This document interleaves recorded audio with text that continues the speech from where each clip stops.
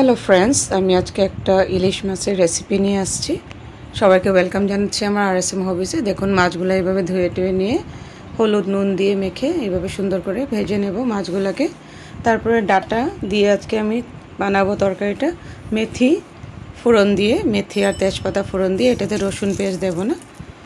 এইভাবে তারপর ডাটা আর একটা আলু নিয়ে নিয়েছি। এই তো গরমের দিনে খুব হালকা করে পাতলা করে একটা ঝোল বানাবো, ইলিশ মাছের ঝোল ডাটা আলু দিয়ে।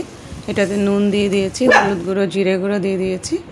তারপরে এইভাবে 5 মিনিটের জন্য ঢাকা দিয়ে দেবো। মশলাটাকে খুব সুন্দর করে ভেজে নেব ডাটা আলুর সাথে। তারপর দেখুন, সামান্য পরিমাণে একটু ঝোল দিয়ে দেবো। আমি হালকা পাতলা করে ঝোল দিয়ে তরকারিটা বানাচ্ছি আজকে। তারপরে ভেজে রাখা ইলিশ মাছগুলো এইভাবে দিয়ে দিচ্ছি।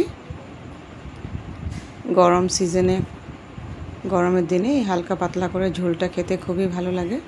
তারপরে এইভাবে 10 মিনিটের জন্য আমি ঢাকা দিয়ে দিলাম।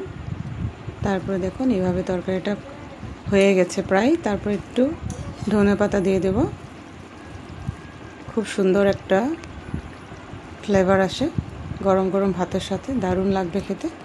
ঠিক আছে বন্ধুরা, এই তো হয়ে গেল আমার ইলিশ মাছের ঝোল ডাটা আলু দিয়ে।